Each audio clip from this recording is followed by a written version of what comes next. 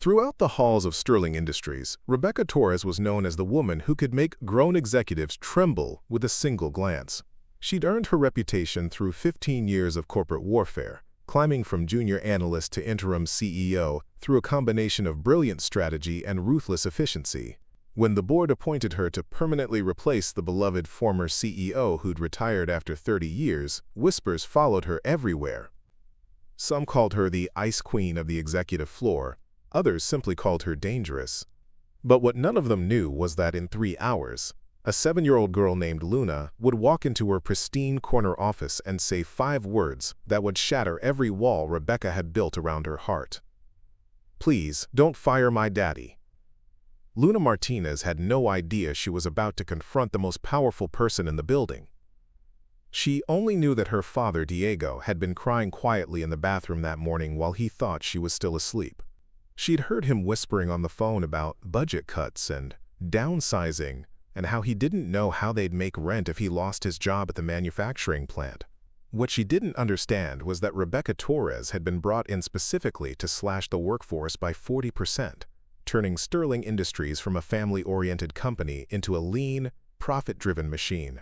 What would happen when pure innocence collided with corporate necessity? Would a child's desperate plea be enough to crack the armor of a woman who'd spent her entire career proving that emotions were a luxury successful leaders couldn't afford? Or would Rebecca discover that sometimes the smallest voices carry the most powerful truths? Before we dive into this extraordinary encounter that would change 3 lives forever, let us know where you're watching from in the comments below. And if this story moves you, make sure you hit that subscribe button because tomorrow we have something truly special planned for you. The morning sun cast long shadows across the gleaming floors of Sterling Industries headquarters in downtown Phoenix. The 40-story glass tower had been Diego Martinez's workplace for 8 years, ever since he'd been hired as a maintenance supervisor straight out of community college. Back then, the company had felt like a family. The previous CEO, Harold Sterling, knew every employee's name and made it a point to walk the floors, asking about kids' baseball games and anniversary celebrations. Coffee breaks lasted longer than company policy technically allowed, and the annual holiday party was genuinely something people looked forward to rather than endured. But Harold Sterling was gone now, enjoying his retirement in Scottsdale, and everything had changed. Diego arrived at 5:30 a.m., just as he had every morning for the past 8 years. His uniform was pressed, his tools organized, his work orders for the day carefully prioritized. At 36, he'd built a reputation as the most reliable member of the facilities team.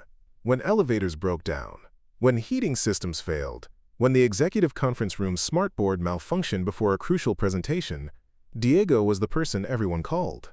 He took pride in keeping the building running smoothly, in being the invisible force that made everyone else's work possible. What his colleagues didn't know was that Diego had been living on borrowed time for the past 6 months. Ever since Rebecca Torres had been announced as the new permanent CEO, rumors had circulated about massive layoffs coming. The facilities department, with its dozen employees and what the new management called redundant positions, was widely expected to be cut in half. Diego's position, with its higher salary earned through years of raises and performance bonuses, made him an obvious target for elimination. He tried to prepare Luna for the possibility without frightening her. At 7 years old, she was smart enough to sense when something was wrong, but too young to understand the complexities of corporate restructuring. Her mother, Carmen, had died in a car accident when Luna was just 4, leaving Diego to navigate single parenthood while maintaining his career. The job at Sterling Industries had been their salvation: stable income, excellent health insurance, and a schedule that allowed him to be home when Luna got out of school. Now all of that was hanging by in a thread. Rebecca Torres had spent her first 6 months as interim CEO conducting what she called operational assessments and what everyone else recognized as preparation for mass terminations. Her office on the 40th floor had become command central for the transformation of Sterling Industries, from Harold Sterling's paternalistic management style to what the board of directors demanded: maximum efficiency and minimum overhead. She arrived at her office every morning at 6 a.m. sharp, 2 hours before most employees, and stayed until well past sunset. Her days were filled with spreadsheets that reduced human beings to salary figures and productivity metrics. Each department had been analyzed, categorized, and ranked according to its contribution to the bottom line. Recommendations for staff reductions sat in neat folders on her desk, waiting for board approval that would come at this afternoon's emergency meeting. The facilities department folder was particularly thick, 12 employees who earned an average of $52,000 per year, plus benefits. The consulting firm she'd hired had recommended reducing the team to 6 people and outsourcing major repairs to contractors. The savings would be substantial, the efficiency gains measurable, and the impact on day-to-day operations minimal, according to their analysis. What the spreadsheets didn't capture was Diego Martinez arriving early every morning to check on the building's elderly security guard, Frank, whose arthritis made cold mornings difficult. They didn't account for the way he'd stayed late during the January ice storm to ensure the heating system kept running when the automated controls failed. They couldn't quantify his institutional knowledge of every pipe, wire, and mechanical system in the 40-story building, knowledge that had been accumulated through 8 years of dedicated service. To Rebecca, Diego Martinez was simply employee ID number 47,291, scheduled for termination pending board approval. But Luna Martinez had other plans. That morning, as Diego kissed her goodbye and headed to work, Luna made a decision that would alter the trajectory of all their lives. She'd overheard enough of his worried phone conversations to understand that someone at his work was planning to fire him. In her 7-year-old logic, the solution was simple. She needed to talk to that person and explain why firing her daddy would be a terrible mistake. What she didn't know was that the person with the power to save or destroy her father's career was currently sitting in an executive office 40 floors above the maintenance department, reviewing termination paperwork with the same detached efficiency she applied to every other business decision. The collision between Luna's desperate love and Rebecca's corporate pragmatism was now just hours away. Preparing and narrating this story took us a lot of time, so if you are enjoying it, subscribe to our channel. It means a lot to us. Now back to the story. The Sterling Industries lobby was a monument to corporate success. 30-foot ceilings, Italian marble floors, and a reception desk that looked more like a sculpture than functional furniture. Security was tight, with keycard access required beyond the elevator banks and visitors required to sign in with photo identification. It was designed to keep unauthorized people out, which made Luna Martinez's presence at 2:30 p.m. on a Tuesday afternoon all the more remarkable. She'd walked the 12 blocks from Rosewood Elementary School, her small backpack bouncing with each determined step. The school secretary, Mrs. Patterson, thought Luna was being picked up by her usual after-school sitter, Elena. Elena thought Diego was handling pickup duty since he'd mentioned a possible schedule change. The miscommunication that would normally have caused panic for any parent instead created the perfect window for Luna's unauthorized mission. At 7 years old, Luna possessed the kind of fearless confidence that adults spend decades trying to recapture. She walked into the imposing lobby as if she belonged there. Her dark hair in the neat braids Diego had carefully practiced every morning since Carmen's death, her school uniform slightly rumpled from the long walk. The security guard at the front desk, Marcus Thompson, recognized her immediately. Diego often brought Luna to weekend maintenance calls when childcare fell through, and she'd charmed everyone from the janitors to the junior executives with her polite questions and infectious curiosity. "Luna?" Marcus called out, his voice a mixture of surprise and concern. "What are you doing here, sweetheart? Is your dad expecting you?" "I need to talk to the lady who wants to fire Daddy," Luna announced with the matter-of-fact directness that only children could manage. "It's very important." Marcus felt his stomach drop. Like everyone else in the building, he'd heard the rumors about massive layoffs coming. Unlike most employees, his position required him to be friendly with everyone from basement maintenance to top-floor executives, which meant he'd overheard more conversations than he probably should have. He knew Diego's name was on the list.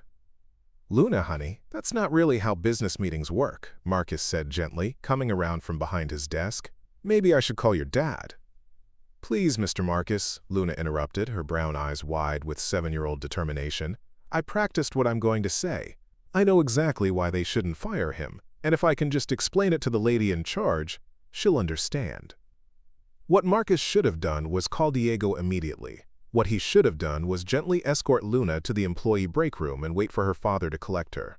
What he actually did was look into those earnest brown eyes and think about his own daughter, about the kind of courage it took for a 7-year-old to walk 12 blocks alone to save her father's job. "The lady in charge is very busy," he said carefully. "She's in meetings all day, and she doesn't usually talk to kids." "But she makes decisions about people's jobs, right?" Luna asked. "So she must care about families. Maybe she just doesn't know about all the good things Daddy does." Marcus glanced around the lobby. The afternoon shift was lighter on security, and his supervisor wouldn't be back from his break for another 20 minutes. The executive floors were accessible only by keycard, but he had master access for security purposes. He thought about Diego Martinez, who'd helped him fix a plumbing leak in his own apartment last winter, refusing any payment beyond a home-cooked meal. He thought about Luna, who'd drawn him a thank you card in crayon when he'd helped her find her lost backpack last month. "What exactly are you planning to say to her?" Marcus asked. Luna reached into her backpack and pulled out a folded piece of paper covered in her careful 7-year-old handwriting. "I made a list of all the reasons Daddy is the best worker ever, like how he fixes things before they break really bad, and how he taught me that taking care of people's workplaces means taking care of their dreams." The sincerity in her voice broke something loose in Marcus's chest. He'd been working security for 15 years, had seen thousands of people pass through that lobby on their way to meetings that would determine their fates. But he'd never seen anyone fight for someone else with such pure, uncomplicated love. "Okay," he heard himself saying, "but we have to be very quick and very quiet. The lady in charge she's not used to visitors who aren't on her calendar." Luna's face lit up with gratitude. "Thank you, Mr. Marcus. You're helping save my daddy's job." The elevator ride to the 40th floor felt like it lasted forever.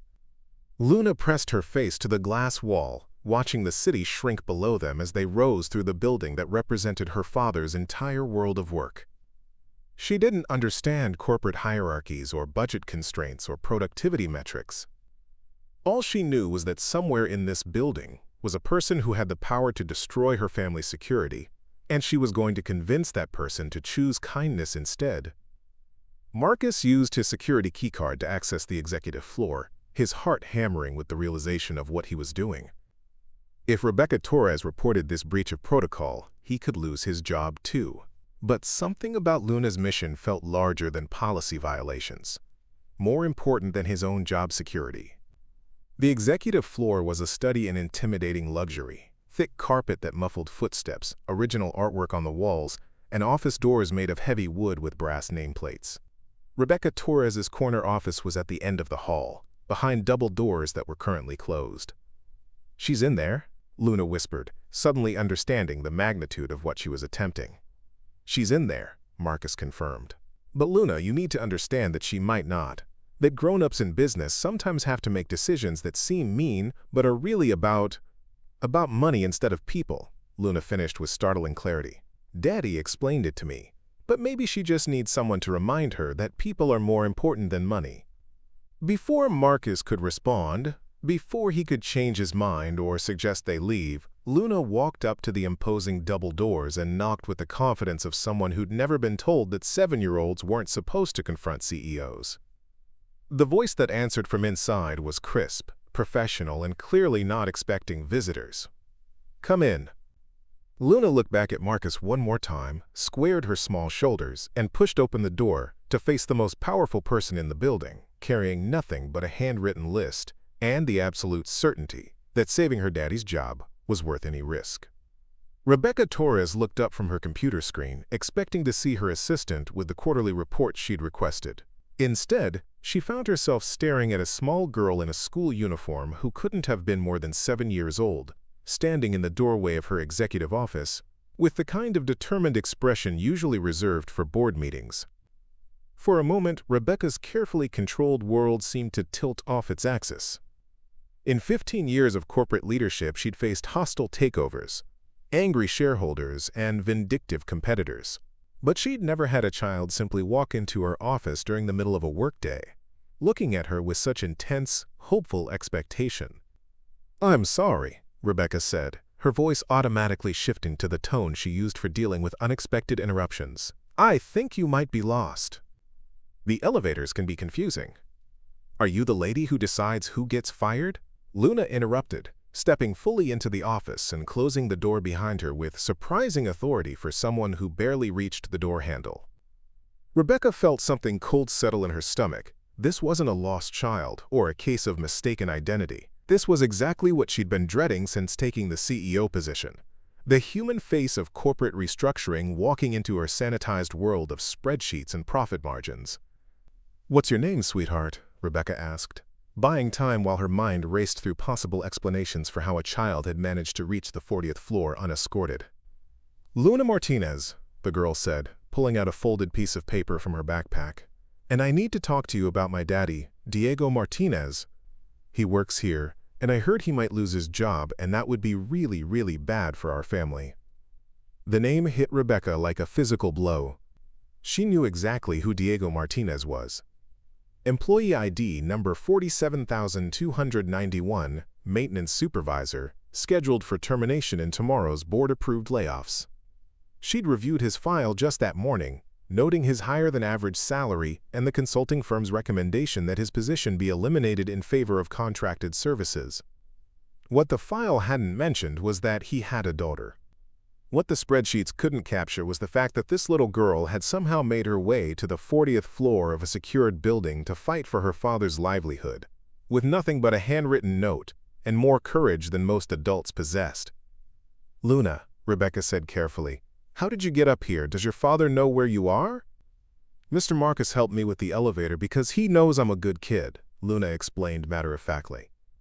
"And Daddy doesn't know I'm here because he was too sad about maybe losing his job to think straight. Sometimes grown-ups need kids to help them solve their problems." Rebecca looked at this small person who'd invaded her corporate sanctuary and felt something she hadn't experienced in years: complete uncertainty about how to proceed. Every training program, every leadership seminar, every business school case study had prepared her for difficult conversations with employees, shareholders, and board members. None of them had covered what to do when a 7-year-old showed up to negotiate for her father's employment. "Sweetheart, business decisions are very complicated," Rebecca began, falling back on the kind of corporate speak she used to deflect difficult questions. "There are budgets and—" "I made a list," Luna interrupted, unfolding her paper with the seriousness of someone presenting a merger proposal, "of all the reasons why firing my daddy would be a mistake." Despite herself, Rebecca found her attention caught by the child's earnest preparation. "A list?" "Yes, ma'am. See, I think maybe nobody told you about all the good things Daddy does. Because if they had, you wouldn't want to fire him." Luna climbed into one of the leather chairs across from Rebecca's desk, her feet dangling well above the floor. "Should I read it to you?" Rebecca glanced at her computer screen, where emails were accumulating and the quarterly reports still needed review before the board meeting. She should call security, have the child escorted back to her father, and pretend this interruption had never happened. But something about Luna's complete faith that reason and kindness would prevail kept her rooted in place. "Go ahead," Rebecca heard herself saying. Luna smoothed out her paper and began reading in the careful voice of a child who'd practiced this presentation multiple times. Number 1. Daddy fixes things before they break really bad, which saves the company money. Like last month when he heard a weird noise in the elevator and found a problem that would have cost thousands of dollars if it had gotten worse. Rebecca felt her throat tighten. She'd seen the maintenance report about the elevator repair, had even noted the cost savings in her operational review, but she'd never connected it to Diego Martinez specifically, certainly never thought about the expertise and attention to detail that had prevented a major expense. Number 2, Luna continued. Daddy knows where everything is in the whole building. When the internet stopped working on the 20th floor, he knew it was because of water in the basement that nobody else could find. The computer people said he saved them days of looking. Again, Rebecca remembered this incident. The IT department had praised the facilities team's quick diagnosis, but in her mind, it had simply been filed under routine maintenance operations. She'd never considered the human knowledge and experience that made such problem-solving possible. Number 3, Daddy helps people even when it's not his job. Like when Mrs. Chen in accounting was crying because her car wouldn't start. Daddy stayed after work to fix it for free. And when the new intern got locked out of the building on his first day, Daddy came in early to let him in and didn't even report it so the kid wouldn't get in trouble. With each item on Luna's list, Rebecca felt an uncomfortable shift in her understanding of what her termination decisions actually meant. The consulting firm had presented Diego Martinez as an easily replaceable expense, but Luna was describing someone whose value to the organization went far beyond what could be captured in salary comparisons and productivity metrics. "Why are you telling me all this, Luna?" Rebecca asked, her voice softer than it had been when the conversation began. Luna looked at her with those serious brown eyes, and Rebecca saw something that made her chest ache: complete trust that adults, when presented with the truth, would make the right decision. "Because I think maybe nobody explained to you that Daddy isn't just a worker," Luna said simply. "He's a person who takes care of things and people, because that's what love looks like. And if you fire him, you're not just losing someone who fixes elevators. You're losing someone who makes everyone else's work better because he cares about doing things right." The silence that followed Luna's words stretched across the office like a bridge between two completely different worlds. Rebecca stared at this child who'd somehow articulated what her business education had never taught her: that the most valuable employees weren't necessarily the most profitable ones, but the ones who elevated everyone around them through their commitment and character. For the first time since taking the CEO position, Rebecca found herself questioning not just a specific decision, but the entire framework she'd been using to make those decisions.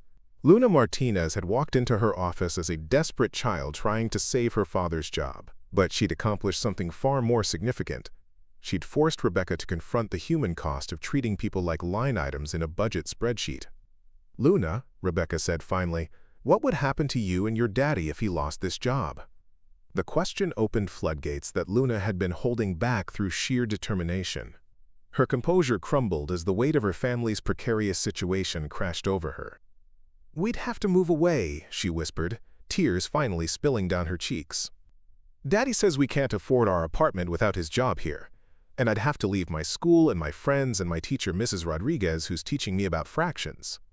Her voice broke completely. "And Daddy would be so sad because he loves working here and taking care of people, and I don't know how to fix that part for him." Rebecca felt something crack inside her chest, a fissure in the protective wall she'd built around her emotions during her rise to executive leadership. Here was a child who'd walked 12 blocks alone, infiltrated a secured building, and presented a business case to a CEO, all to protect the person she loved most in the world. And now that same child was finally showing the fear and vulnerability that had driven her impossible mission.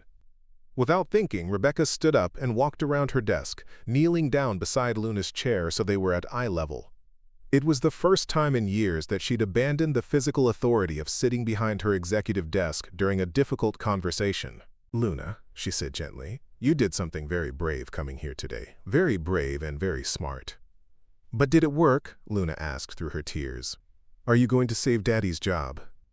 Rebecca looked into those hopeful brown eyes and realized that her answer would determine not just Diego Martinez's future, but her own understanding of what kind of leader she wanted to be. The board meeting was in 2 hours. The termination list was already prepared, but Luna had shown her something that couldn't be quantified in spreadsheets: the immeasurable value of someone who worked not just for a paycheck, but out of genuine care for the people and institution they served. The decision that would change everything was crystallizing in Rebecca's mind, even as she struggled to find words that would give this brave little girl the hope she deserved. Rebecca remained kneeling beside Luna's chair, studying the tear-streaked face of the little girl who had somehow managed to accomplish what no board member, consultant, or executive had been able to do: make her question the fundamental assumptions underlying her leadership approach. The silence stretched between them, heavy with the weight of a decision that would ripple far beyond this single conversation. "Luna," Rebecca said finally, her voice carrying a gentleness that would have surprised anyone who knew her professional reputation, "I need to ask you something important. When you made your list about your daddy, how did you know those things about his work?"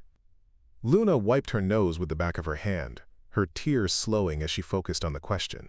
"Because Daddy tells me about his day when we eat dinner. He says sharing your day with someone you love makes the good parts better and the hard parts easier." The simple wisdom of this statement hit Rebecca unexpectedly hard. When was the last time she'd shared her day with someone who cared about more than just the business outcomes? When had she last talked about her work in terms of the people affected rather than the metrics achieved? "What kinds of things does he tell you?" Rebecca found herself asking, genuinely curious about how Diego Martinez's workday looked through his daughter's eyes.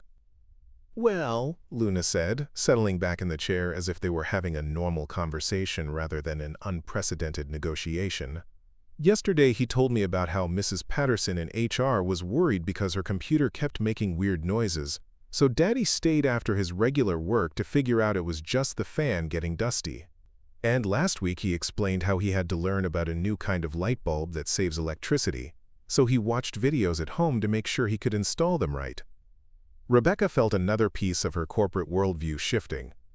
The consulting firm's report had recommended eliminating Diego's position, partly because maintenance personnel lack initiative for professional development. But here was evidence of an employee who was actively educating himself on new technologies, staying current with industry developments on his own time. He also tells me about the people, Luna continued, warming to her subject. Like how Mr. Franklin in accounting always says good morning even when he's having a bad day. And how the new girl in the mailroom reminds Daddy of me because she asks lots of questions about how things work. This was perhaps the most striking revelation of all. Rebecca realized that while she viewed the building's employees as distinct departmental units, HR, accounting, facilities, mailroom, Diego apparently saw them as interconnected human beings whose daily experiences mattered enough to share with his daughter. He had a holistic understanding of the workplace community that her executive position had somehow prevented her from developing. "Luna, can I tell you something?" Rebecca asked, making a decision that felt both terrifying and inevitable. "I've been the boss here for 6 months, and I know less about the people who work in this building than you do." Luna tilted her head with the curiosity that seemed to be her default expression. "But you're in charge of everyone? Don't you talk to them?" "I talk to other bosses about numbers and reports," Rebecca admitted, the words feeling strange as she spoke them. "But I don't usually hear about Mrs. Patterson's computer problems, or know that your daddy studies new light bulbs at home." "Maybe that's why you were going to fire him," Luna said with devastating 7-year-old logic, "because nobody told you about the real things he does." Rebecca stood up slowly, walking to the floor-to-ceiling windows that offered a panoramic view of Phoenix spreading out below. From this height, the people on the streets looked like ants, and she realized that somewhere along her corporate climb, she'd begun to see all employees from this same distant perspective. Small, interchangeable, insignificant, except as they contributed to the larger patterns visible only from executive altitude. "You're right," she said, turning back to Luna. "Nobody told me about the real things your daddy does. Nobody told me about any of the real things the people here do." "So you're not going to fire him?" Luna asked, hope creeping back into her voice. Rebecca felt the weight of the question settle on her shoulders. The board meeting was in 90 minutes. 12 other families besides the Martinez family were facing the same uncertainty, their fates determined by spreadsheet calculations that suddenly seemed inadequate for capturing human value. The consulting firm's recommendations, which had seemed so logical and necessary that morning, now felt like solutions to the wrong problem entirely. "Luna, I need to be honest with you about something," Rebecca said, returning to her chair but staying on the same side of the desk as the little girl. "Your daddy's job is in danger because the people who own this company wanted to make more money, and they think firing people is the best way to do that." Luna's face crumpled slightly, but she didn't start crying again. Instead, she leaned forward with intense concentration, as if she were trying to solve a particularly difficult math problem.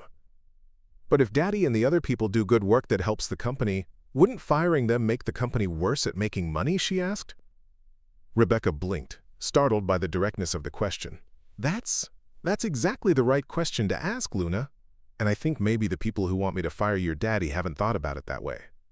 So you could tell them what I told you? About how Daddy saves money by fixing things before they break really bad, and how he helps everyone do their jobs better? The suggestion was so simple, so obvious, that Rebecca felt almost embarrassed for not having considered it earlier. She'd been preparing to present the consulting firm's recommendations to the board as if they were inevitable conclusions rather than options to be evaluated.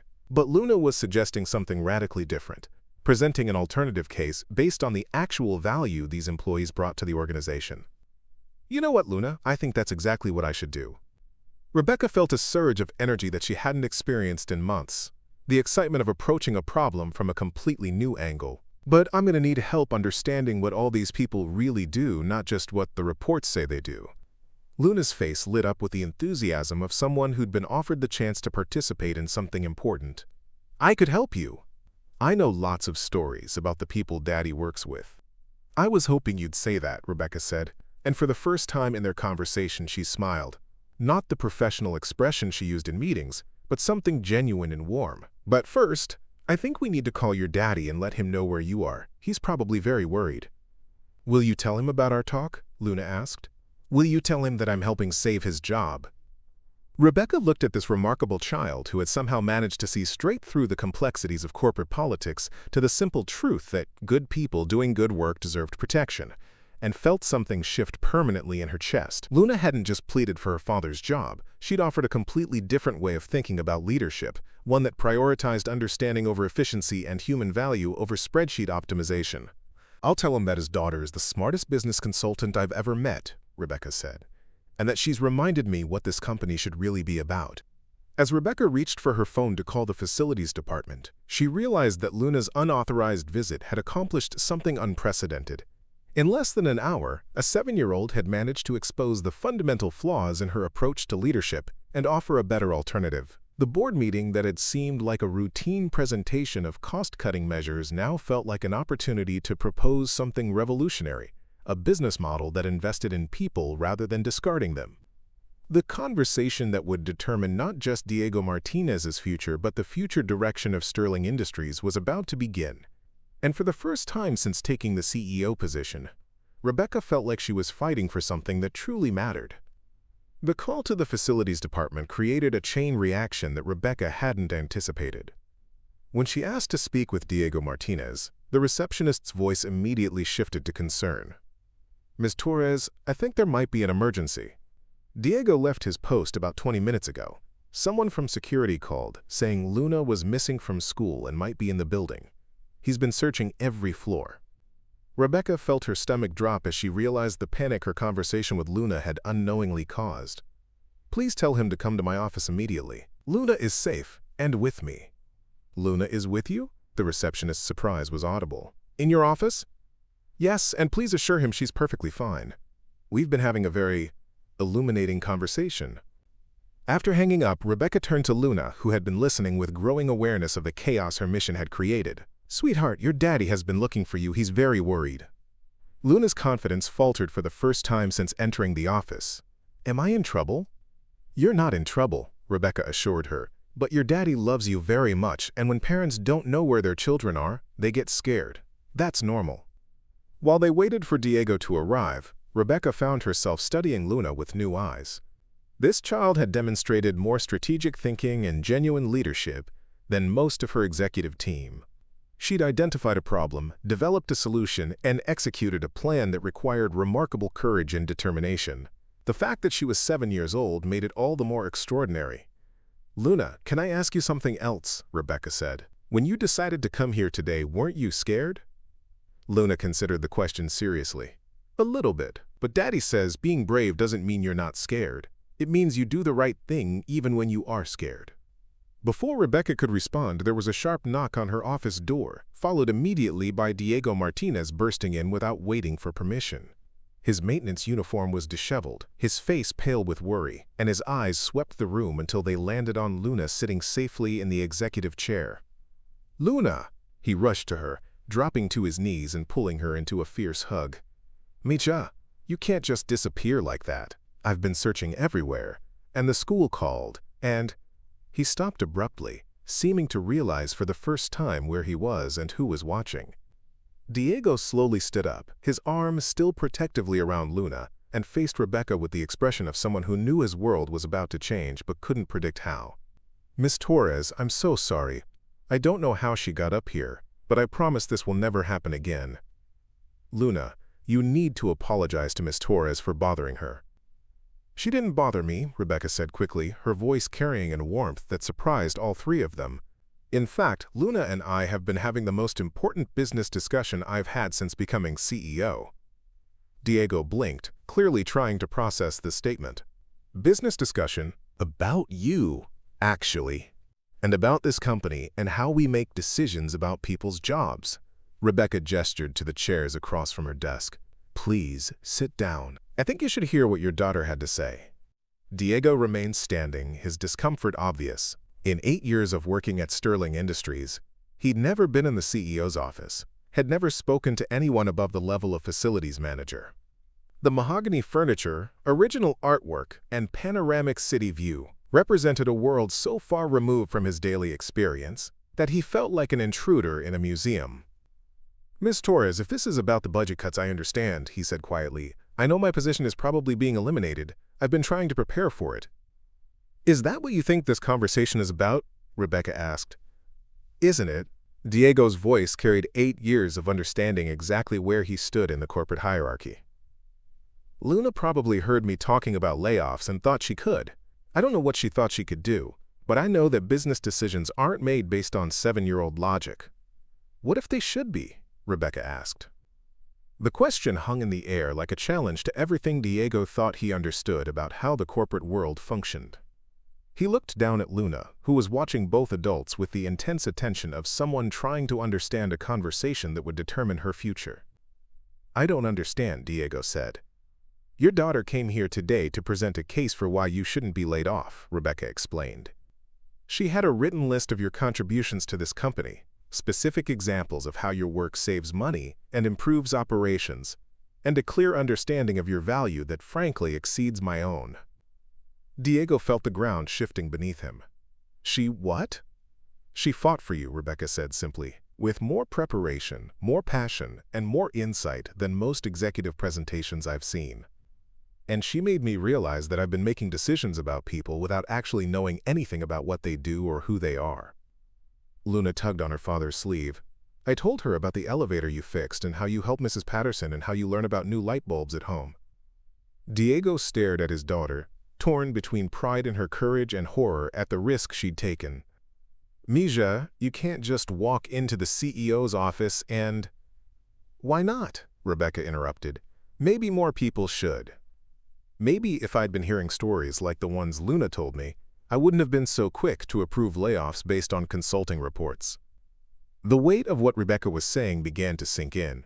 Diego had spent months preparing for the inevitable termination, updating his resume, researching other job opportunities, trying to figure out how to break the news to Luna. The possibility that his job might be safe, much less that his 7-year-old daughter might be responsible for saving it, felt too surreal to process. "Are you saying—" he began, then stopped, afraid to voice the hope that was building in his chest. "I'm saying that your daughter has given me a lot to think about," Rebecca replied. "And I'm saying that before I make any decisions about your job or anyone else's, I need to understand what this company actually looks like from the ground up, not just from spreadsheets and consultant reports." Diego glanced around the executive office, with its evidence of power and success that felt so removed from his world of maintenance requests and repair schedules. "What does that mean?" "It means I want you to show me what you do," Rebecca said. "I want to understand why Luna thinks you're irreplaceable, and I want to see if she's right." "You want me to show you maintenance work?" Diego asked, disbelief evident in his voice. "I want you to show me how this building actually functions," Rebecca corrected. "I want to understand what happens when elevators break down, when heating systems fail, when the technology that keeps this company running needs someone who knows how to fix it. I've been making decisions about your job without having any idea what your job actually involves." Luna looked up at her father with shining eyes. "See, Daddy? I told you she would understand if someone just explained it to her." Diego felt something loosening in his chest, a tension he'd been carrying for months beginning to ease. This wasn't the conversation he'd expected to have when he'd rushed to the 40th floor to find his missing daughter. But Luna had somehow created an opportunity that would have been impossible through normal corporate channels. "When would you want to do this?" he asked. "Now," Rebecca said, standing up and smoothing her executive suit. "I have a board meeting in an hour where I'm supposed to present layoff recommendations. I'd rather present an alternative plan based on actual knowledge instead of theoretical cost savings." Diego looked at his daughter, who was practically bouncing with excitement at having successfully engineered this unprecedented meeting between the maintenance supervisor and the CEO. "Luna, you need to go back to school." "But I want to see what happens next," Luna protested. "What happens next?" Rebecca said, surprising herself with the decision even as she spoke it. "Is that your daddy gives me a crash course in what it really takes to keep this company running. And then we figure out how to make sure the people who do that work are protected instead of eliminated." As they prepared to leave the executive office, Rebecca realized that Luna's unauthorized visit had accomplished something she'd never expected. It had reminded her that behind every employee ID number was a real person with a real family, and that true leadership meant understanding and protecting both. The tour that would reshape her understanding of Sterling Industries was about to begin. The journey from the 40th floor to the building's mechanical levels felt like traveling between two different worlds. Rebecca had spent months making decisions about Sterling Industries from her executive perch. But as the elevator descended past floors she'd never visited, she realized how little she actually knew about the infrastructure that kept her corner office functioning. Diego led the way through corridors Rebecca had never seen, past rooms filled with humming machinery and control panels that looked like something from a spacecraft. Luna walked between them, her small hand in Rebecca's, chattering excitedly about getting to show someone new all the secret places where her daddy worked. "This is the main electrical room," Diego explained, stopping in front of a door marked with warning signs about high voltage. "Everything that powers the building comes through here. When we had that thunderstorm last month and half the city lost power, this is where I spent 6 hours making sure our backup systems kept the building running." Rebecca stared at the complex array of switches, meters, and circuit breakers visible through the doorway. "I remember that storm. I was working late and the lights never even flickered. I assumed the city's power grid was more reliable than the news reported." "The city grid failed completely," Diego said matter-of-factly. "But buildings like this have backup generators and transfer switches that kick in automatically. Except sometimes the automatic systems don't work perfectly, especially in severe weather. Someone has to be here to monitor everything and make manual adjustments when needed." "Hastena." Luna tugged on Rebecca's sleeve. "Tell her about the time the computer couldn't figure out which generator to use, Daddy." Diego smiled at his daughter's enthusiasm for technical details she barely understood. During the ice storm in January, the building's computerized system got confused by temperature readings and kept switching between generators every few minutes. That's hard on the equipment and wastes fuel. I had to override the automatic controls and manually manage the power distribution until the weather cleared. "How do you know how to do that?" Rebecca asked, genuinely curious. "You learn," Diego said with a shrug. "When you work with these systems every day for 8 years, you start to understand their personalities. Each building is different. Each piece of equipment has its quirks. You can't learn that from a manual or a training course. It takes time and experience." As they continued through the mechanical areas, Rebecca began to understand what Luna had been trying to tell her. Diego wasn't just following maintenance schedules and responding to repair requests. He was actively monitoring and managing complex systems that kept the entire 40-story building functional. His knowledge wasn't easily replaceable because it had been accumulated through years of hands-on experience with this specific building's unique characteristics. "The consulting firm said your position could be eliminated by using contracted repair services," Rebecca said as they walked through a room filled with massive air-handling units. "What do you think about that recommendation?" Diego was quiet for a moment, choosing his words carefully. Contractors are good for major repairs and installations. But they come in, fix the specific problem they were called for, and leave. They don't know that the ventilation system on the 15th floor makes a particular sound when the filters need changing, or that the elevator in the East Bank tends to stick between floors when the weather is humid. "But couldn't they learn those things?" Rebecca asked. "Eventually, maybe. But while they're learning, people are uncomfortable in overheated offices. Elevators break down more often. And small problems become big, expensive problems because nobody's watching for the early warning signs." Luna stopped walking and looked up at Rebecca with serious eyes. "It's like how Daddy knows I'm getting sick before I do, because he pays attention to little things like how I sound when I breathe or how I act at breakfast. Strangers might be able to take care of me when I'm really sick, but Daddy knows how to keep me from getting sick in the first place." The analogy hit Rebecca with surprising force. Luna had just articulated something the consulting firm's efficiency analysis had completely missed: the difference between reactive problem-solving and proactive system management. Diego wasn't just a maintenance worker. He was the institutional memory and diagnostic intelligence that kept Sterling Industries running smoothly. Their next stop was the building's central monitoring station, where Diego showed Rebecca a wall of screens displaying real-time data from hundreds of sensors throughout the building. Temperature readings, energy consumption, water pressure, security status. It was like the nervous system of the entire corporate complex. "This is where I start each day," Diego explained, pointing to various indicators. Before most people arrive, I check all these systems to make sure everything's operating normally. If something's trending in the wrong direction, I can address it before it becomes a problem. Rebecca studied the displays, beginning to understand the complexity of managing a 40-story office building. How long did it take you to learn to read all this information? Couple years to get comfortable with it, but I'm still learning. Technology keeps changing, systems get upgraded, new sensors get added. Staying current with all of it is basically a part-time job by itself. Which you do on your own time, Rebecca said, remembering Luna's comment about her father studying new light bulbs at home. Has to be done. Can't learn about new LED systems or updated HVAC controls during working hours when I'm busy responding to immediate issues. As they talked, other facilities staff members stopped by to greet Diego and were clearly surprised to see the CEO touring their work areas. Rebecca noticed how they interacted with Diego, not as subordinates to a supervisor, but as colleagues who respected his expertise and relied on his knowledge.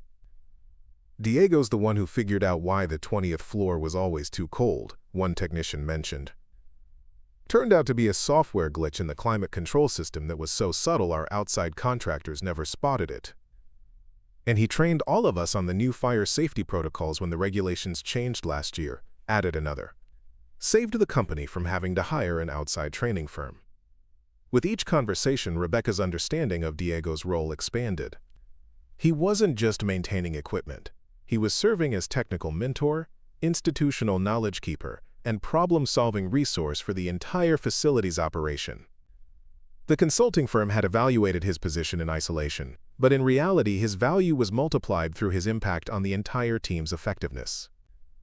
"There's something else I want to show you," Diego said, leading them to a small office tucked away near the loading dock. The space was cramped but organized, with filing cabinets, technical manuals, and a computer showing what appeared to be a detailed building database. "I maintain records of every major repair, system upgrade, and vendor interaction for the past 8 years, Diego explained, opening one of the filing cabinets to reveal meticulously organized documentation. "When something breaks, I can look up its maintenance history, identify patterns, and sometimes predict problems before they happen." Rebecca pulled out a folder at random and found detailed notes in Diego's handwriting about HVAC repairs, including vendor recommendations, cost comparisons, and performance evaluations. "You created this entire database yourself?" "Over time, yeah. The building management software tracks some things, but it doesn't capture the human knowledge. Which vendors are reliable, which parts fail frequently, which shortcuts to avoid. That kind of information is what makes the difference between efficient operations and constant crisis management." Luna had been unusually quiet during this part of the tour, but now she spoke up with characteristic directness. "Ms. Rebecca, do you understand now why firing Daddy would be a mistake?" Rebecca looked around the small office that represented 8 years of accumulated expertise, then at Diego, who had patiently shared his knowledge without any guarantee that it would save his job, and finally at Luna, whose love for her father had created this extraordinary opportunity for understanding. "Yes, Luna," Rebecca said quietly, "I understand now." But understanding was only the first step. In 30 minutes, she was supposed to walk into a board meeting and present recommendations that would determine the futures of 12 families. Everything she'd learned during this tour had to be translated into language that would convince hard-nosed business executives to reconsider their cost-cutting strategies. The real test was just beginning. The boardroom on the 39th floor represented everything Rebecca had once aspired to: power, prestige, and the ability to make decisions that shaped thousands of lives with the stroke of a pen. Today, as she walked into the mahogany-paneled room where 12 board members waited with their leather portfolios and expectant expressions, it felt more like entering a courtroom where she was about to argue for something she'd never thought she'd have to defend: the value of treating employees as human beings rather than line items. Board Chairman William Hartwell looked up from his tablet as Rebecca entered, his silver hair and perfectly tailored suit embodying decades of corporate leadership. "Rebecca, excellent timing. We're eager to review the restructuring recommendations. The preliminary numbers from the consulting firm look very promising from a cost reduction standpoint." Rebecca took her seat at the head of the polished conference table, acutely aware that every person in this room had arrived, expecting her to present the layoff plan as a straightforward efficiency measure. Instead, she was about to challenge the fundamental assumptions underlying their approach to workforce management. Before we discuss the consulting firm's recommendations, Rebecca began, I'd like to share some additional information I've gathered about our operations.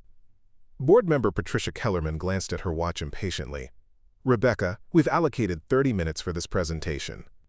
The numbers are clear-cut, and frankly, we're already behind schedule on implementing these necessary cost reductions. What I'm about to share will directly impact those cost calculations, Rebecca said, maintaining her composure despite feeling like she was about to step off a professional cliff. This afternoon, I conducted an operational assessment that revealed significant gaps in our understanding of employee value and contribution. She activated the presentation screen and began with a slide showing the consulting firm's recommendations. 12 positions eliminated, $624,000 in annual salary savings, projected efficiency gains through outsourced services. The board members nodded approvingly at the familiar metrics. These numbers tell one story, Rebecca continued. But I want to share another story that our data collection methods failed to capture. The next slide showed a photograph she'd taken during her tour with Diego. The wall of monitoring screens in the building's control center, displaying hundreds of data points that tracked the building's vital signs in real time. How many of us knew that our 40-story building requires 24/7 monitoring of over 300 separate systems, Rebecca asked. Or that preventing a single major equipment failure can save more money than we'd recover from multiple position eliminations. Board member James Morrison leaned forward with interest. What kind of equipment failure? 3 months ago, our facilities supervisor identified an elevator motor bearing that was showing early signs of wear. Replacing that bearing cost $800. If it had failed completely, we would have faced a minimum $15,000 repair, plus lost productivity from a non-functioning elevator for several days. Rebecca clicked to the next slide, showing a detailed breakdown of preventative maintenance cost savings that Diego had helped her calculate during their tour.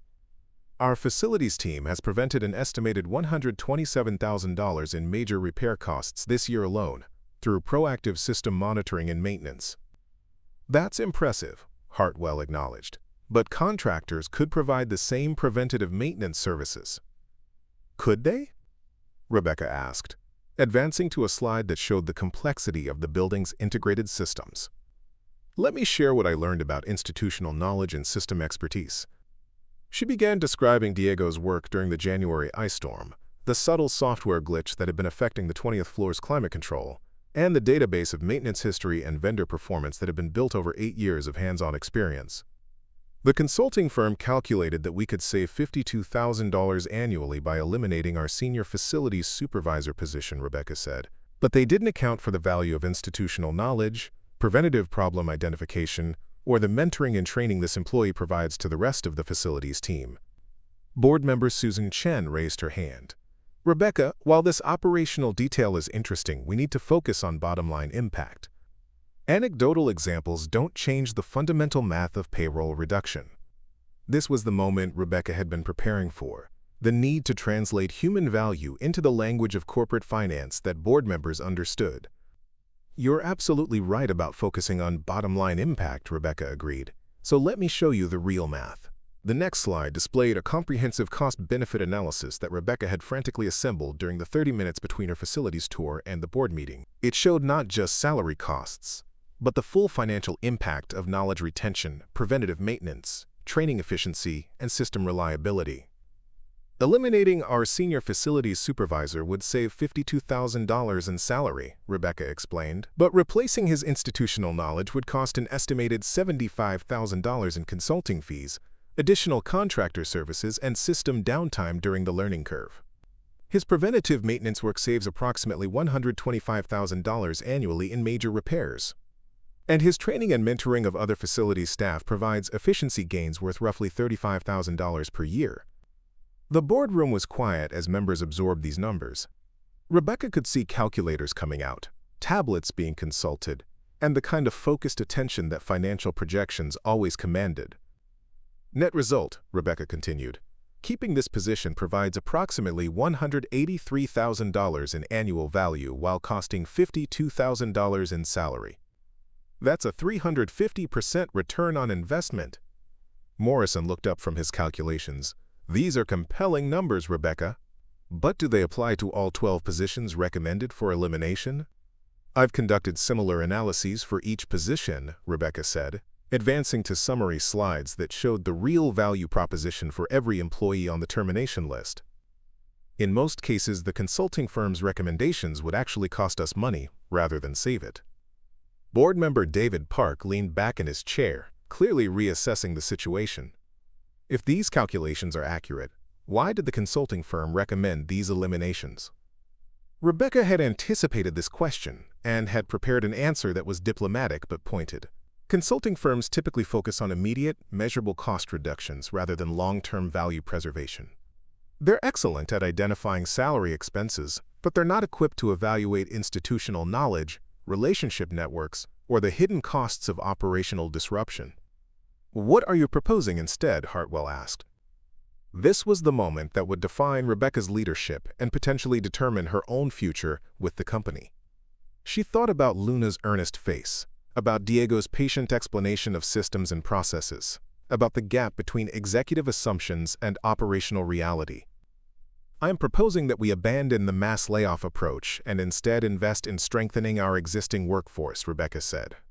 Rather than cutting 12 positions to save $624,000, I recommend targeted efficiency improvements, technology upgrades, and professional development programs that will save approximately $800,000 annually while actually improving our operational capacity. The silence that followed felt like it lasted forever. Rebecca could see board members exchanging glances, processing not just the financial implications but the complete reversal of their expected strategy. This is a significant departure from the plan we've been developing for 6 months, Kellerman said carefully. What gives you confidence that this alternative approach will work? Rebecca thought about Luna's simple question. If Daddy and the other people do good work that helps the company, wouldn't firing them make the company worse and making money? Because I've learned that the people doing the actual work understand our operations better than our management systems do, Rebecca said. And because investing in competence and institutional knowledge is more profitable than constantly rebuilding it. Hartwell looked around the table, gauging the mood of his fellow board members. Rebecca, you're asking us to trust your judgment over detailed consulting analysis and established industry practices. I'm asking you to trust mathematics, Rebecca replied. And to consider that sometimes the most radical business strategy is simply treating good employees as valuable assets instead of disposable expenses.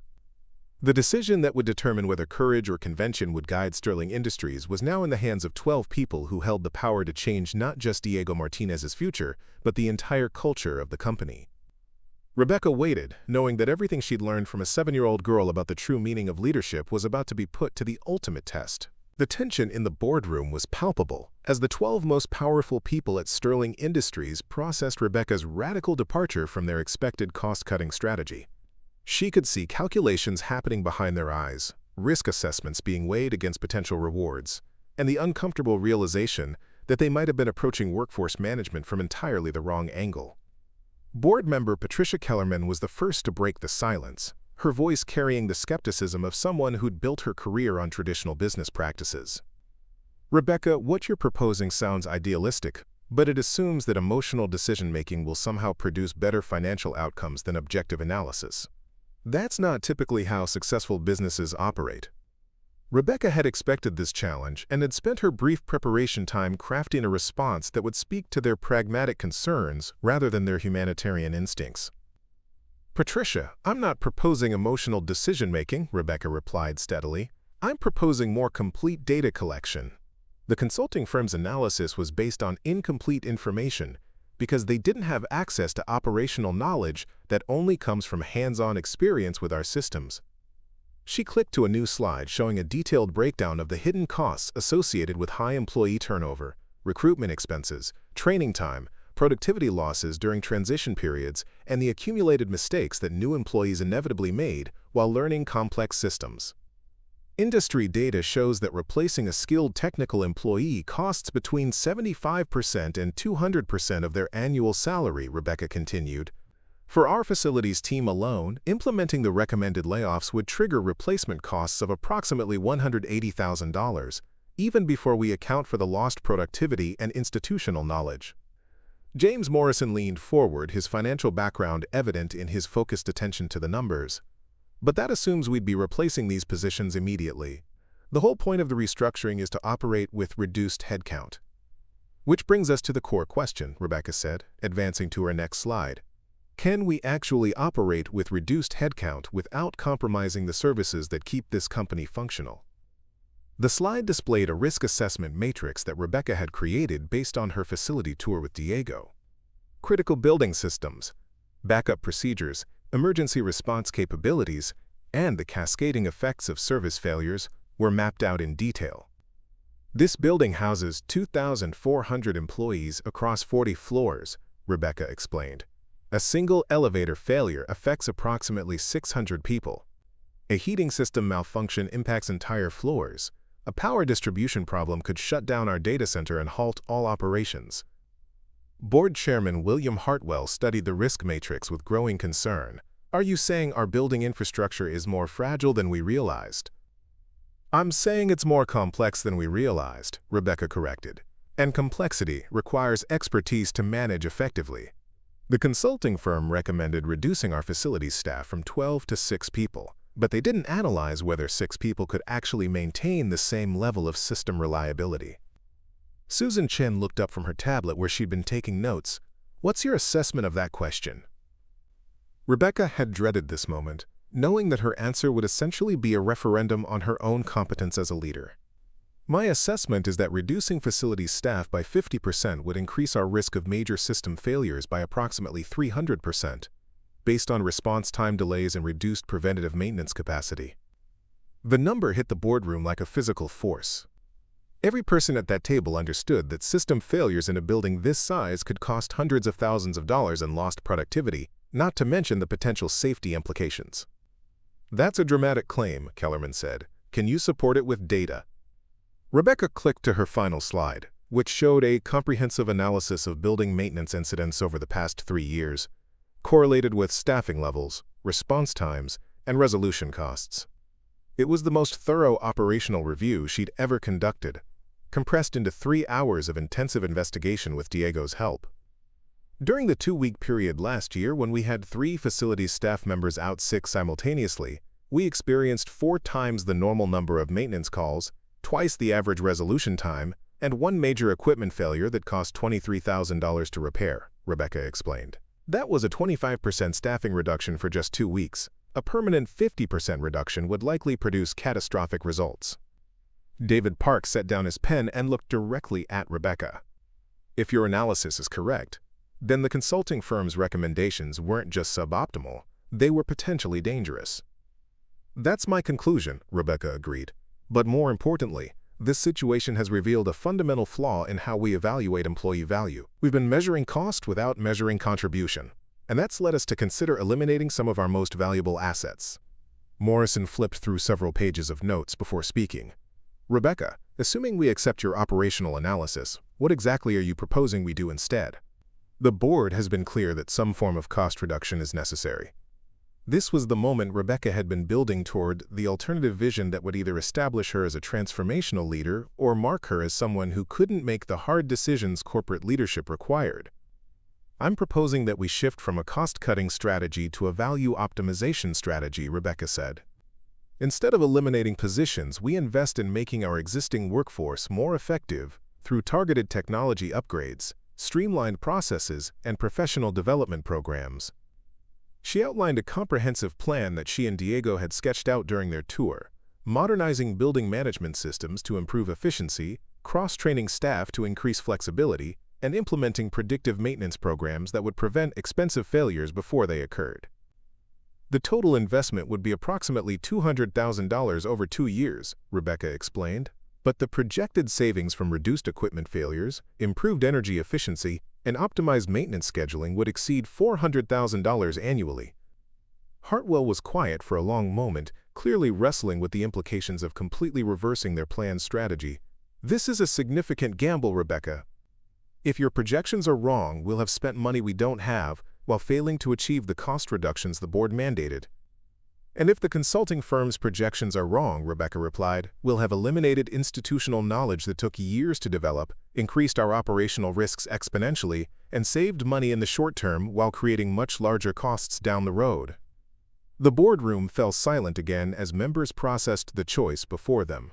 Rebecca could see the internal calculations happening: career implications, financial projections, and the uncomfortable recognition that their traditional approach to cost management might be fundamentally flawed. "There's another factor we need to consider," Chen said quietly. "If we implement these layoffs and Rebecca's analysis proves correct, the operational failures that result will be very visible to our employees, customers, and shareholders. The reputational damage could be significant. Whereas if we implement Rebecca's alternative approach and it succeeds," Park added, "we'll have demonstrated that investing in employees can be more profitable than discarding them. That could give us a competitive advantage in attracting and retaining talent." Rebecca felt a surge of hope as she realized that the board was beginning to see the strategic implications beyond immediate cost savings. But she also knew that corporate boards were fundamentally risk-averse institutions, and she was asking them to embrace uncertainty rather than follow established practices. "I need to ask you directly," Rebecca Hartwell said, "are you prepared to stake your career on this alternative approach? Because if we approve your plan, and it doesn't deliver the promised results, the responsibility will be entirely yours." Rebecca thought about Luna's courage in walking into her office that afternoon, about Diego's quiet dignity in sharing his expertise without any guarantee of job security, about the choice between safe mediocrity and risky excellence that defined real leadership. "Yes," she said without hesitation. "I'm prepared to stake my career on the belief that treating employees as valuable assets rather than disposable expenses will produce better business results." The vote that would determine the future of Sterling Industries and Rebecca's own professional fate was about to begin. The boardroom clock ticked audibly as William Hartwell looked around the table, studying the faces of his fellow board members. Each person held a voting tablet, and Rebecca could see the weight of the decision reflected in their expressions. Some thoughtful, others skeptical, all aware that they were about to make a choice that would define Sterling Industries for years to come. "Before we vote," Hartwell announced, "I think we need to hear from other board members. Patricia, you've been particularly vocal about concerns with Rebecca's proposal." Kellerman straightened in her chair, her expression reflecting decades of corporate experience that had taught her to trust proven strategies over innovative risks. "My concern isn't with Rebecca's passion or her research quality. It's with the precedent we'd be setting. If we abandon established cost reduction practices based on one afternoon of operational observation, what message does that send to our shareholders and other stakeholders?" She paused, consulting her notes before continuing.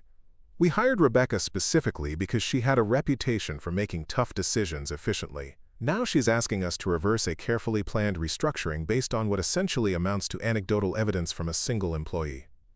Rebecca felt her chest tighten as Kellerman's words highlighted the professional risk she was taking. Everything the board member was saying was technically correct. Rebecca was asking them to overturn months of planning based on a few hours of investigation triggered by a 7-year-old's unauthorized visit. "However," Kellerman continued, surprising everyone in the room, "I've been reviewing the financial projections Rebecca presented, and the mathematics are compelling. If her cost-benefit analysis is even partially accurate, the consulting firm's recommendations would be financially disastrous." Morrison nodded in agreement. "I've run similar calculations, and Patricia's right. The hidden costs of institutional knowledge loss alone could exceed our projected savings within the first year." Rebecca felt a flicker of hope, but Hartwell's expression remained neutral as he turned to other board members for their perspectives. Susan Chen leaned forward, her voice carrying the measured tone of someone who'd built her career on careful analysis. "Rebecca, I appreciate the thoroughness of your alternative proposal, but I have a practical question. How do we know that the employee who provided this operational insight, Diego Martinez, was giving you accurate information? Couldn't he have exaggerated his importance to save his job?" The question struck at the heart of Rebecca's credibility, and she realized that her answer would either validate or undermine everything she'd presented. "That's a fair concern," Rebecca replied, "but Diego wasn't alone during our facility tour. I spoke with multiple facilities, staff members, reviewed maintenance records dating back several years, and verified his claims about system complexity with the building management software. More importantly, I observed him interacting with building systems in real time." She clicked to a photo she'd taken during their tour, showing Diego diagnosing an HVAC issue by listening to subtle changes in equipment sounds that would have been meaningless to an untrained observer. Institutional knowledge isn't just about what someone claims to know, Rebecca continued. It's about demonstrated expertise that can be observed and verified. What I saw this afternoon was 8 years of accumulated competence that can't be easily replaced or duplicated. David Park had been unusually quiet during the discussion, but now he spoke with the authority of someone who'd successfully managed large organizations for decades. Rebecca, I'm inclined to support your proposal, but I need assurance about implementation oversight. If we approve this alternative approach, how will we monitor its effectiveness and ensure accountability? Rebecca had anticipated this question and had prepared a comprehensive answer. I'm proposing quarterly performance reviews that track not just financial metrics, but operational indicators, system uptime, maintenance costs, energy efficiency, and employee satisfaction scores. If the program doesn't deliver measurable improvements within 12 months, we can revisit the original restructuring plan. What about your own accountability? Park pressed. You're asking us to trust your judgment over established consulting expertise. What happens if you're wrong?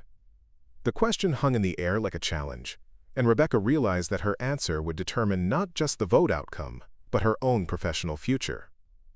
If I'm wrong, if this approach doesn't deliver the promised results, then I'll submit my resignation, Rebecca said, her voice steady despite the magnitude of what she was committing to. I'm not asking you to take a risk I'm not willing to take myself. The boldness of this commitment seemed to shift the energy in the room. Board members exchanged glances, clearly recognizing that Rebecca was putting everything on the line for her convictions. Hartwell consulted his notes before addressing the room. We have competing visions for Sterling Industries' future. The consulting firm's approach offers predictable cost savings through established practices. Rebecca's approach offers potentially greater benefits through innovation, but with significantly higher risk. He paused, looking directly at Rebecca. Before we vote, I want to understand your motivation. What convinced you that this radical departure from our planned strategy was worth risking your career? Rebecca thought about how to answer this question honestly without revealing the full story of Luna's unauthorized visit, which might undermine the professional credibility of her presentation. This afternoon, I was reminded that our most important business decisions affect real people with real families, Rebecca said carefully. When I realized that our cost-cutting strategy was based on incomplete information about employee value, I felt obligated to gather better data before proceeding. Morrison leaned back in his chair, studying Rebecca with newfound respect. That's either admirable leadership or dangerous sentimentality, depending on your perspective. Time will tell which one it is, Rebecca replied. Kellerman raised her hand to speak again. I want to add something to this discussion. Rebecca's proposal isn't just about avoiding layoffs. It's about fundamentally changing how we evaluate and manage human capital.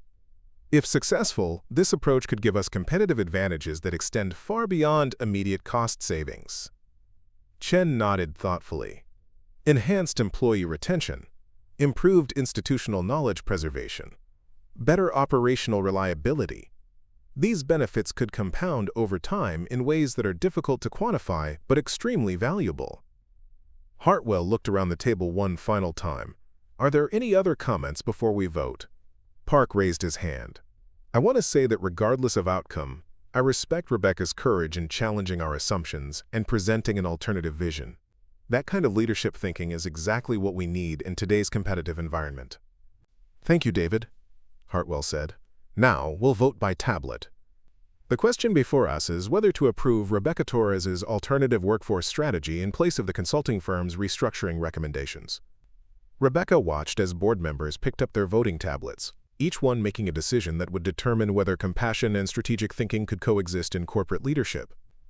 The results would be tabulated electronically and displayed on the main screen within 60 seconds.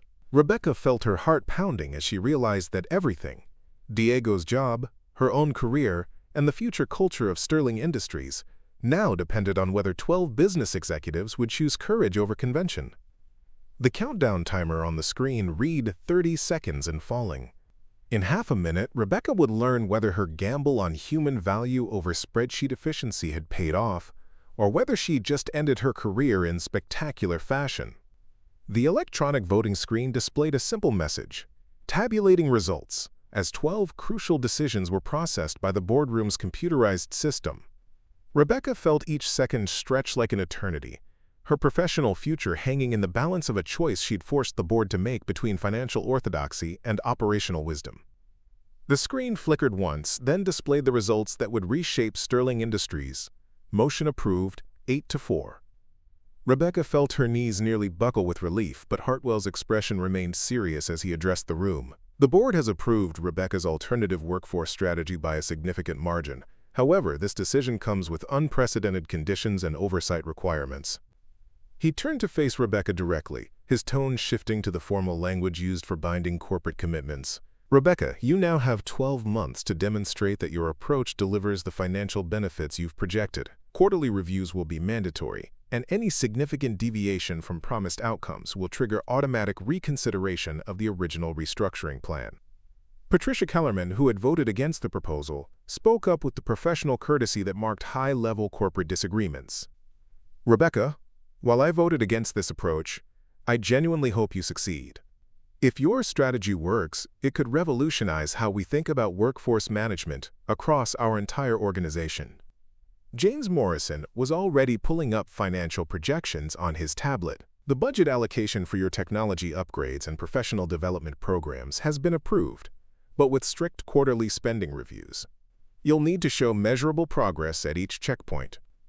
Rebecca nodded, understanding that the board's approval came with a level of scrutiny that would make the next year the most challenging of her career. But as she looked around the room at faces that had shifted from skepticism to cautious optimism, she felt something she hadn't experienced since taking the CEO position: genuine excitement about the possibilities ahead.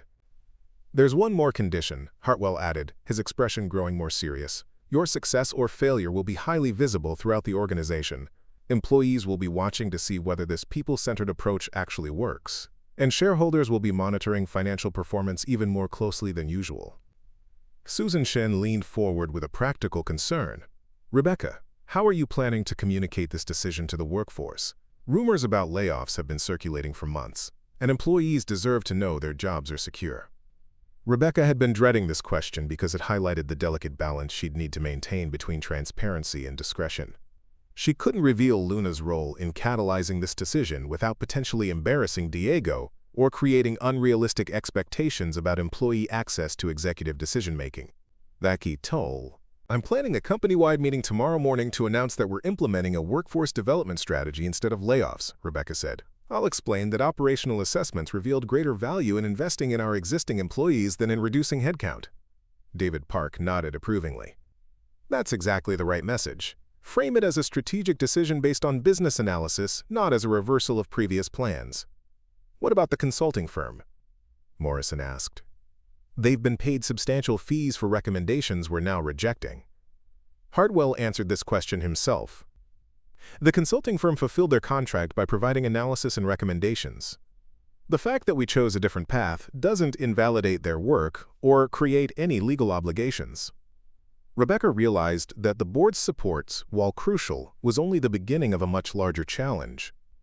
She now had to implement a comprehensive workforce development program while maintaining the operational excellence that would prove her theories correct. The margin for error was essentially zero. Rebecca, Chen said, I'd like to suggest that you consider documenting this process in detail. If your approach succeeds, other companies will want to understand your methodology. If it fails, the documentation could help us understand what went wrong. The suggestion carried both encouragement and warning. Rebecca's experiment would be studied either as a breakthrough in human capital management or as a cautionary tale about the dangers of emotional decision-making in corporate leadership. As the board meeting concluded and members began filing out, several stopped to offer Rebecca their personal support despite their official vote. Even Kellerman, who had opposed the proposal, paused at the door. Rebecca, you've taken an enormous risk based on principles rather than purely financial considerations, Kellerman said quietly. That kind of leadership courage is rare in corporate America. I hope it pays off. After the boardroom emptied, Rebecca found herself alone with Hartwell, who remained seated while reviewing notes from the meeting. Rebecca, he said without looking up, can I ask you something off the record? Of course. What really convinced you to take this stand? In 6 months of working with you, I've never seen you make a decision that wasn't backed by extensive data and conservative risk assessment. This proposal was built on a few hours of investigation triggered by... He paused, clearly fishing for more information. "What exactly triggered your operational assessment this afternoon?" Rebecca felt her heart rate spike as she realized Hartwell was probing for the story she couldn't tell: Luna's unauthorized visit and the chain of events that had led to her facilities tour with Diego. "Sometimes the most important insights come from unexpected sources," Rebecca said carefully. "This afternoon, I was reminded that executive decision-making can become disconnected from operational reality, and that gap can lead to costly mistakes." Hartwell studied her face with the expression of someone who sensed there was more to the story, but chose not to press for details. "Well, whatever prompted your investigation, the board was impressed by the thoroughness of your analysis and the courage of your recommendations." He stood up and gathered his materials, then turned back to Rebecca with a slight smile. "For what it's worth, I think you made the right choice. Building sustainable competitive advantage through employee investment is exactly the kind of long-term thinking this company needs." As Hartwell left the boardroom, Rebecca remained alone with the weight of what she'd accomplished and the magnitude of what lay ahead. In the span of a few hours, she'd gone from preparing to implement layoffs, to committing her career, to proving that treating employees as valuable assets could be more profitable than treating them as disposable expenses. Her phone buzzed with a text message from Diego. "Luna wanted me to ask if your important meeting went well. She's been worried about you." The simple message reminded Rebecca that while she'd just fought the biggest professional battle of her career, a 7-year-old girl was waiting to learn whether her daddy's job was safe. The real test of her leadership wasn't the board's approval. It was whether she could deliver on the promises she'd made to families like the Martinez family, who trusted her to protect what mattered most to them. Tomorrow would bring the challenge of translating board approval into operational reality. But tonight, Rebecca could finally call Diego with news that would change everything for his family, and for the hundreds of other employees who would benefit from Sterling Industries' commitment to valuing people over pure profit. The hardest part was over. The most important part was just beginning. 6 months after the boardroom vote that had changed everything, Rebecca stood in the main lobby of Sterling Industries watching employees stream through the entrance with a sense of energy and purpose that had been noticeably absent during her first months as CEO. The transformation wasn't just visible in productivity metrics and financial reports. It was evident in the way people moved through the building, the conversations happening in hallways, and the general atmosphere of a workplace where employees felt valued rather than expendable. The quarterly board review meeting was scheduled for that afternoon, and Rebecca carried with her a folder containing the most satisfying performance data she'd ever compiled. The workforce development strategy hadn't just succeeded, it had exceeded every projection she'd made during that desperate presentation 6 months earlier. "Ms. Torres." The voice belonged to Elena Rodriguez, a junior accountant who'd been hired just 3 months after the layoffs had been canceled. "I wanted to thank you for the professional development program. The advanced Excel training has made such a difference in my work efficiency." Rebecca smiled, remembering when employee interactions had been limited to formal meetings and carefully scripted presentations. Now staff members regularly approached her with ideas, questions, and genuine appreciation for the investment the company was making in their growth. "I'm glad it's been helpful, Elena. How are you finding the cross-training opportunities?" "Amazing. Learning about different departments has helped me understand how my work connects to the bigger picture. I feel like I'm part of something important, instead of just processing numbers." As Elena walked away, Rebecca reflected on how this kind of conversation would have been impossible under the old corporate culture. The workforce development strategy had included not just technical training, but programs designed to help employees understand their role in the company's overall mission. The result was a level of engagement and ownership that couldn't be measured in spreadsheets, but was transforming operational effectiveness. Her phone buzzed with a text from Diego. "Luna's science fair is next Thursday at 3 p.m. She specifically requested that you judge her project on how taking care of people makes companies stronger. Hope you can make it." Rebecca grinned at the message, remembering Luna's first science project about reading to lima beans. Now, the precocious 8-year-old was apparently conducting research on corporate management philosophy. The evolution from plants to business strategy seemed perfectly logical for a child who'd once walked into the CEO's office to save her father's job. The elevator ride to her office took her past floors where the evidence of successful change was visible everywhere. The technology upgrades had streamlined operations significantly. New building management systems allowed the facilities team to monitor and control building functions more efficiently than ever before. The predictive maintenance program had prevented 4 major equipment failures, saving an estimated $89,000 in repair costs and productivity losses. But the real transformation was human. Employee satisfaction scores had increased by 34% over 6 months. Voluntary turnover had dropped to the lowest level in company history. Most importantly, productivity metrics showed improvements that far exceeded what the consulting firm had projected from their layoff strategy. Rebecca's assistant Marcus Williams greeted her with the organized efficiency that had made him invaluable during the implementation of the new programs.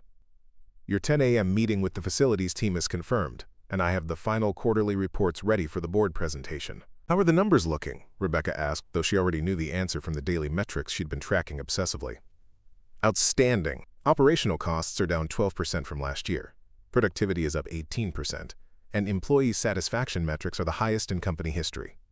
The workforce development programs have delivered $347,000 in measurable savings, which is $147,000 above your original projections.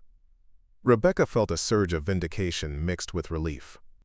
The financial success was gratifying, but more importantly, it validated her belief that treating employees as valuable assets rather than disposable expenses was not just morally right, it was strategically smart.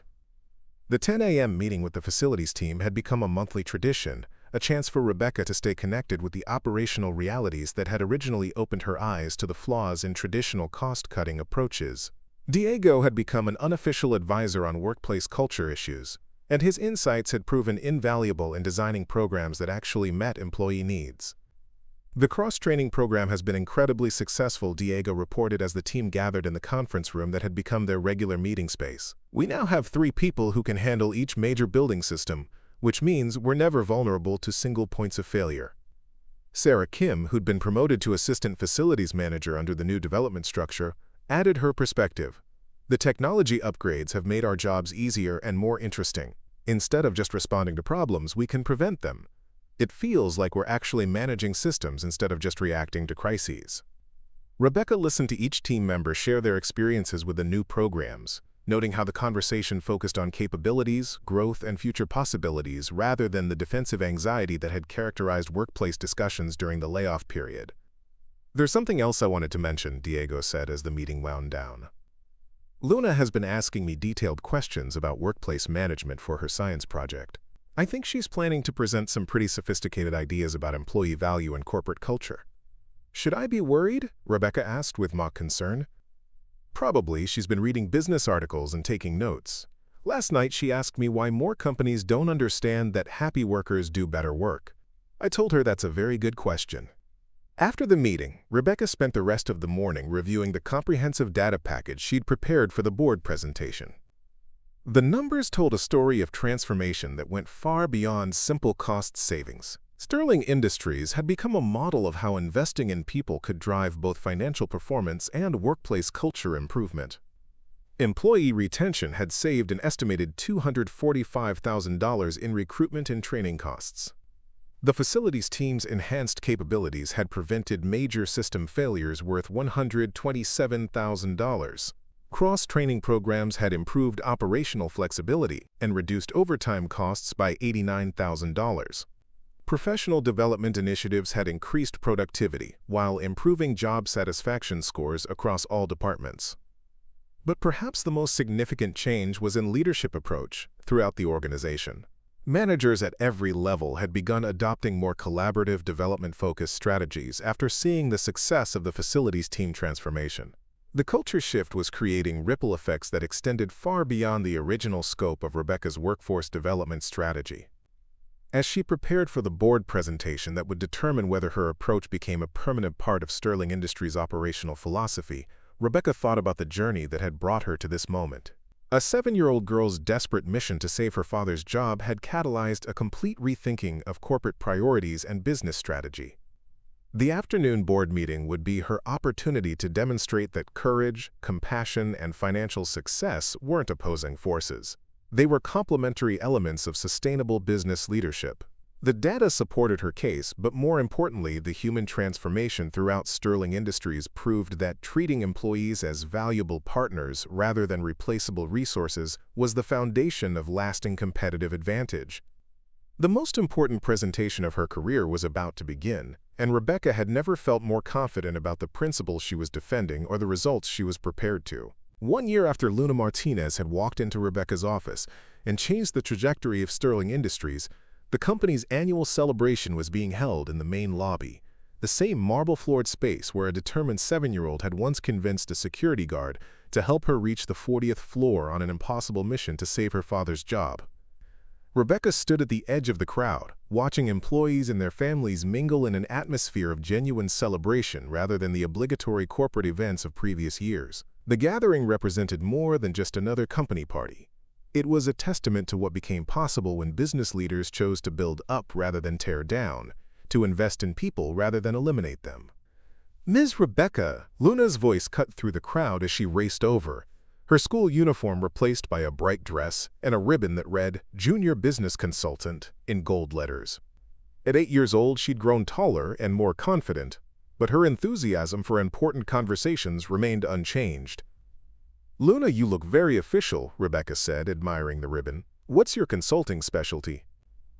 "Helping grown-ups remember that people are more important than money," Luna announced, with the matter-of-fact tone she'd perfected over the years. "I'm doing a presentation next week about how companies can be successful by being nice to their workers." Rebecca knelt down to Luna's level, just as she had during their first conversation a year ago. "And what's your evidence for this theory?" "Easy. Look around."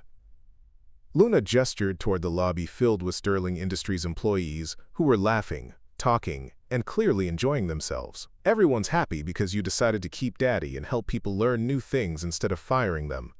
And the company made more money too, right?" The simplicity of Luna's analysis never failed to astound Rebecca. While business schools taught complex theories about human capital management and organizational development, an 8-year-old had reduced it to its essence. Treating people well made everyone more successful. "You're absolutely right," Rebecca agreed. "How did you get so smart about business?" "I pay attention to how people feel," Luna said seriously. "And I ask lots of questions. Daddy says the best leaders are the ones who listen to people who actually do the work." Before Rebecca could respond, Diego appeared beside them, wearing a suit instead of his maintenance uniform and sporting a name tag that read Operations Manager. His promotion 6 months earlier had been part of the natural evolution of the workforce development strategy, as employees like Diego, who understood both systems and people, became invaluable organizational assets. "I see Luna's been sharing her business philosophy again," Diego said with the proud smile of a father whose daughter had become something of a company legend. "She's preparing me for her presentation next week," Rebecca replied. "I have a feeling it's going to challenge some traditional thinking about corporate management." "Most of her ideas come from watching you," Diego said. "She tells everyone that the most important thing she learned is that real leaders fight for other people, instead of just fighting for themselves." The comment hit Rebecca with unexpected emotion. Over the past year, she'd received recognition from business magazines, speaking invitations from corporate conferences, and accolades from industry associations for her innovative approach to workforce management. But Luna's observation captured something more fundamental: the transformation from leading through authority to leading through service. "Miss Torres?" The voice belonged to William Hartwell, who approached with the confident bearing of a board chairman whose strategic gamble had paid off spectacularly. "Could I borrow you for a moment? There are some people I'd like you to meet." Rebecca followed Hartwell to a group near the reception desk where several unfamiliar faces in expensive suits were engaged in animated conversation with other Sterling Industries executives. "Rebecca, I'd like you to meet representatives from Meridian Corporation, Phoenix Business Alliance, and the Southwest Manufacturing Council," Hartwell said. "They're here to learn about our workforce development model." A woman in a navy blazer stepped forward with the focused interest of someone seeking practical solutions to real problems. "Ms. Torres, I'm Jennifer Walsh from Meridian Corporation. We've been following Sterling Industries' transformation for months, and frankly, we're amazed by your results. Employee satisfaction up 34%. Productivity increased 18%, operational costs down 12%. Those numbers seem almost too good to be true."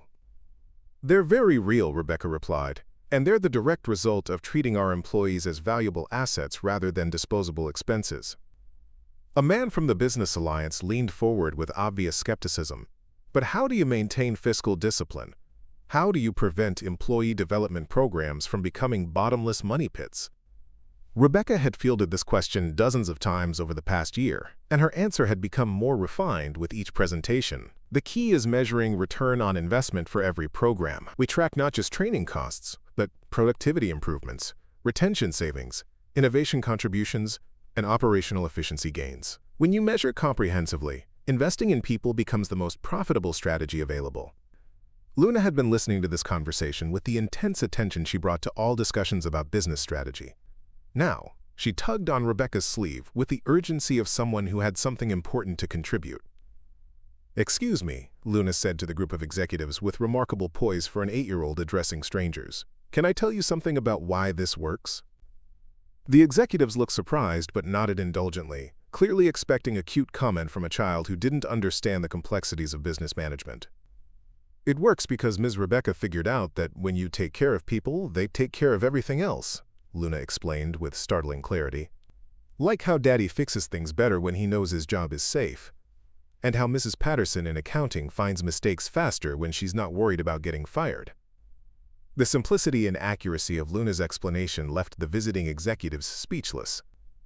Rebecca watched their faces as they processed the profound truth delivered by someone who'd learned about business not from textbooks or case studies, but from observing how workplace security affected human performance. "That's actually a very sophisticated understanding of organizational psychology," Walsh admitted. Luna beamed at the compliment. "I learned it from watching what happened here. When grown-ups feel safe and important, they do their best work. When they're scared, they just try not to get in trouble." As the evening continued, Rebecca found herself moving through conversations with employees, board members, visiting executives and family members who all represented different aspects of the transformation Sterling Industries had undergone. The manufacturing floor supervisor talked about how cross-training programs had eliminated production bottlenecks. The HR director described record-low turnover rates and unprecedented job application volume. Even the janitorial staff mentioned feeling more respected and valued than they had in years. But the most meaningful conversation happened as the celebration was winding down, when Rebecca found herself alone with Luna and Diego near the elevators where their story had begun. "Ms. Rebecca," Luna said, "can I ask you something important?" "Always."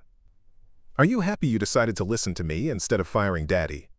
Rebecca looked at this remarkable child who'd somehow understood that business success and human compassion weren't opposing forces, and felt a sense of completion that had nothing to do with profit margins or productivity metrics. "Luna, listening to you was the best business decision I've ever made," Rebecca said. "But more than that, it taught me that the most important part of being a leader isn't making people do what you want. It's helping them become the best versions of themselves." "That's what families do," Luna replied with the wisdom that had started everything. "And you helped make this place feel like a family." As they rode the elevator down together, Rebecca reflected on the extraordinary journey that had transformed not just Sterling Industries, but her own understanding of what leadership meant. A 7-year-old's desperate plea had revealed the fundamental truth that successful organizations were built on trust, investment in people, and the courage to choose long-term value over short-term savings.